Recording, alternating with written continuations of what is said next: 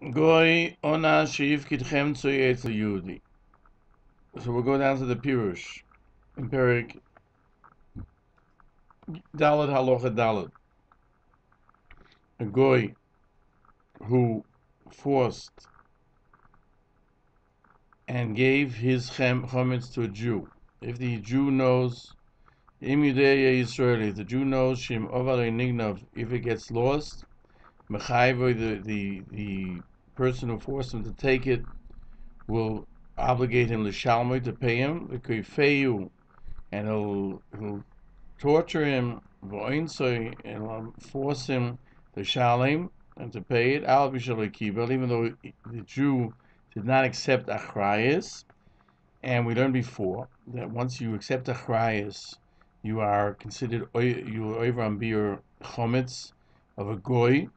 Since the person who forced him to accept it did it by force, he's a chayav levav. He has to destroy it. You don't have to pay for it. It's considered like it's his. Because the one who is forcing him is going to cause him to be responsible for it. So the Rebbe disagrees. This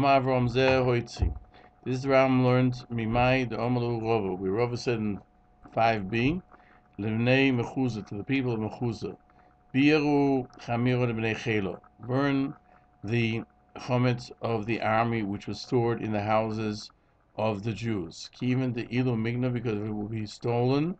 You'll have to make up for it. You have to pay it. Is it has the same rule as yours. The Rambam thought that this is the same as an individual person forcing a Jew to take the money. Because it was against the will of the Bnei Mechuzah, they had no choice, because they had to take care of the king's soldiers. So the Ravid says, if that's the case, at the end of Pesach, how was it found? That Rav Nachman said to them, Puku, go out and bring us the chametz of the soldiers. According to the Rambam's understanding of the Gemara, it was already burned. Where they get it from? And therefore, it would show that they did not get rid of it. So the Rambam explains, it must be that the army did not force the Jews to be responsible for the chametz that was left by them. And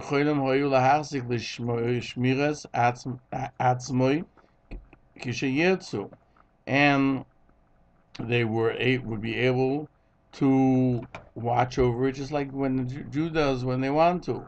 And when Rava came and said to them, Levaya, to burn it, we'll go to the next page. Erev Pesach, they gave it back to the soldiers. Meaning, they took it back to themselves. They weren't forced to keep it. And therefore he goes and continues to disagree with the Rambam. So you're forced to pay by somebody who's forcing you to take his chametz. If it's lost, you're forced to pay. It's not considered taking achrayas responsibility. It's a forced act. You don't want to pay it. Therefore, you're not liable. The Magen Mishnah explains that the Rambam learned that the Yisraelim would have to pay to the soldiers if the chametz was stolen. It was not menadin, but they would force them to watch the Jews to watch the chametz, and if it would be stolen, they would have to pay it, and therefore it's called Chametz Yisrael, that you have to destroy, or you have to give back to the goyim before Pesach, and from there you learn the din of honors. Is the Magen Mishnah cites that the shittas of the Ravid, that what the honors forces him to pay is not considered a responsibility, accepting responsibility with regards of the Jew being chayiv levayah chometz. So wrote Miktzah Meforshim, some of the Meforshim, that they explain that the responsibility they required on the Jews was not like that of a robber or a forceful person, that they forced them to watch it not according to the halacha, but rather It was because the king said that the people of the city had to sequester, had to have people staying by them, and because they watch over the city. And since it's from the king's obligation, therefore it's considered the Jews' chometz. But when a individual forces someone else, a Jew, to do something, and he forces him to pay for it, that doesn't make the chometz his. It's still the chometz of the guy. Just he wants money. It's just like money that racketeers force you to keep your store open. So the Maggid Mishnah says that the Ritz Geyes explained the Gemara like the Rambam. Anshe Chayil gave flour that the Jews should bake it for them, and if the Jew would tell them that it was stolen or lost, then they didn't care. You still have to give them food because this was the rule of the land. The Kesef Mishnah cites the Baal HaSalmoin that Sefer HaShlomo she'ein tam la'asogas ha'Rayvad. There's no reasoning behind the Rayvad's disagreement because logic dictates, like the Rambam, that if you're forced to keep it and you're forced to pay for it, it's yours. And furthermore, from Rava, what he said, it would seem to be that he's telling them they had to get rid of it. He said, get rid of it. He didn't say give it back. And from this we can learn the din. We'll stop here to turn the page. Onus, this racketeer, even though he obligates a Jew to pay, even not according to the laws of the land, it's considered that the Jew is responsible.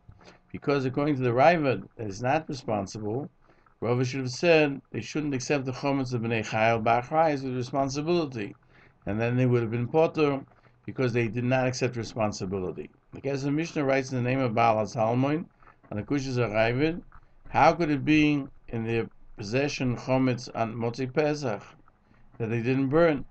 And that question that we asked, how could they go and buy what was already burnt? Even according to the Rambam, that they burnt it by giving it back to the Bnei Chayil, and therefore the soldiers' chometz is different than that of a racketeer or a strongman.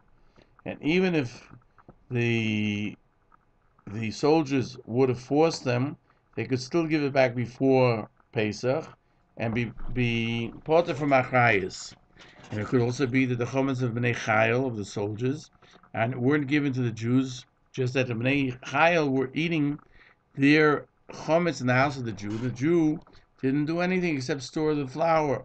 And Rav Nachman said that even though it was the chometz of the goy, he baked it for himself on chometz, on Pesach, it's chometz of a nochri that's muta after Pesach according to Rab Shimon. That's how we paskin after Pesach for sure, like Rab Shimon. But chometz of the racketeer, it's considered that the Jew accepted Achrayis, and it's also even after Pesach.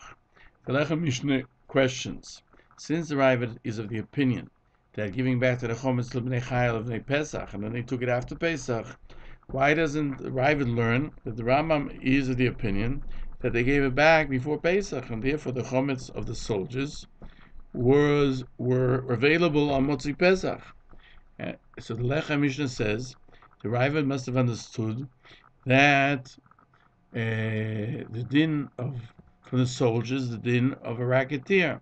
And the Rambam understood that the soldiers gave it to the Bnei Mechuzah, their chometz.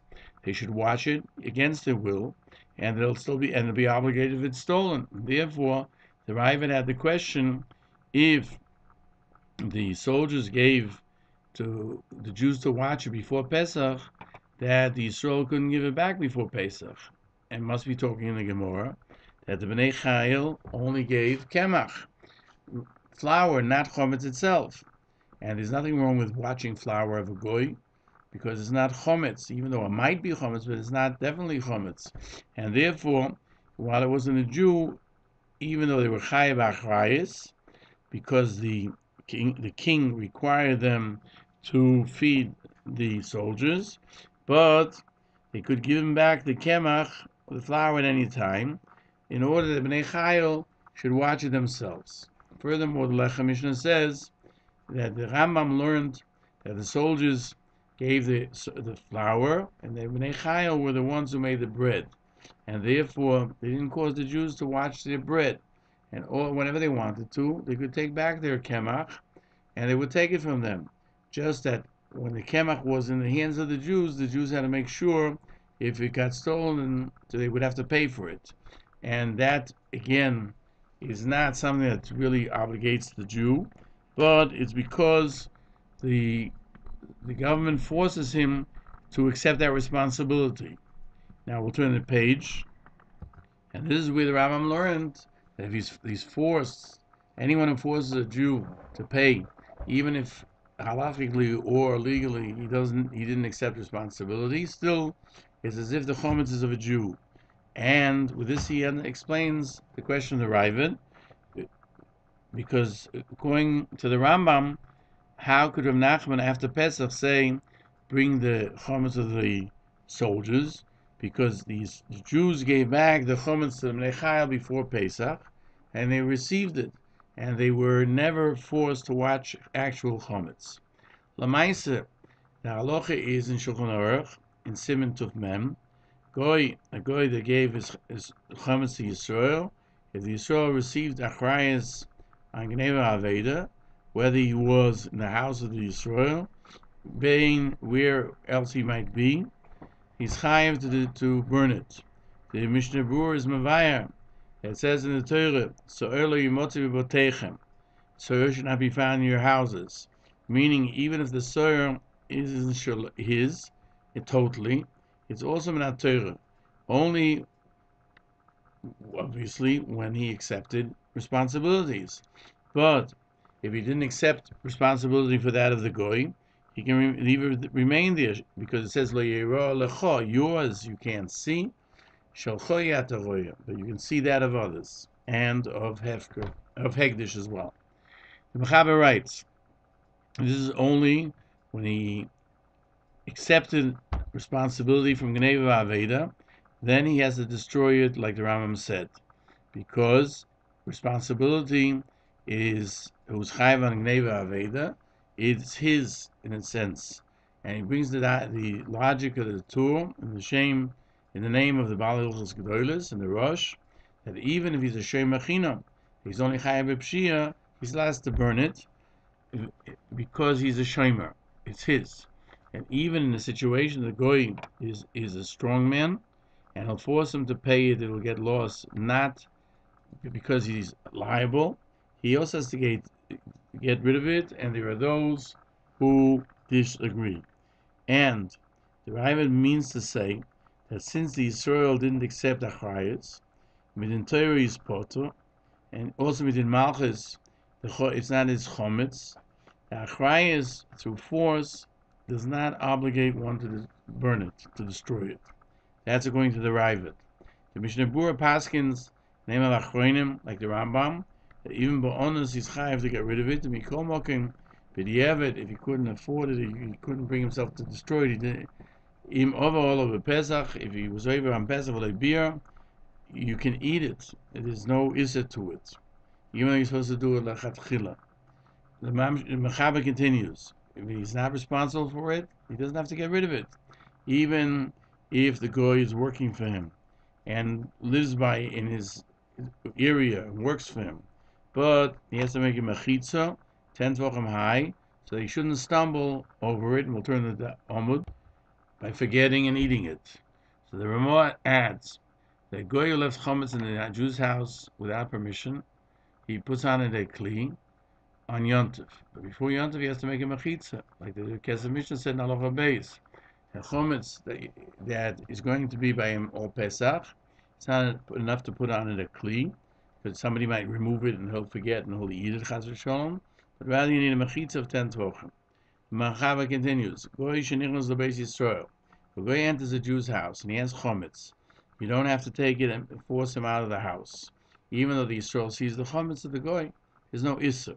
But he can't put it on his table together while he's eating, even if he separates himself with the distinction of having a separate tablecloth for each, lest he come to eat from it. Mechaber continues in Sif Daled, a Jew that left his chometz by another Jew or by a goy, whether the person holding it is a Jew, or he's a goy, even though the one holding it accepted responsibilities, the original person giving it over is liable, because the responsibility that the nifkat accepts it does not remove the fact that it's the chometz of the originator, the person who gave it, to be held. Like Rabbeinu Yoina, the Rosh agreed with him, like the Beis Yosef, that it's his. It's true, the other Jew will also be over because he accepted responsibility. So we have two girsoyes.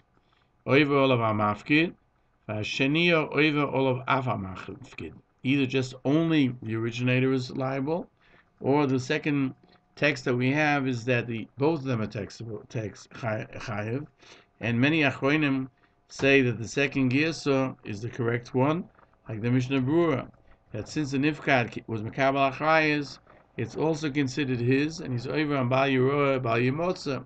And I guess you have to say it belongs to both of them in that aspect, and we'll learn halacha hey in the next year.